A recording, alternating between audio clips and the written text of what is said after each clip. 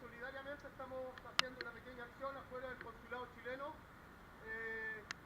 Esta es una acción de información a la comunidad internacional de la situación que está viviendo nuestra autoridad ancestral, Francisca Linconao, una machi que está siendo condenada en este momento de asesinato de dos latifundistas en el sur de Chile, una trágica situación en la cual está envuelta ella, y nosotros estamos pidiendo por justicia y estamos informando a la comunidad internacional afuera del consulado chileno en la ciudad de Colonia, en Renania del Norte, Alemania. Esta acción está siendo protegida o subvencionada por la Sociedad de los Pueblos Amenazados, y que se echa por de Polka.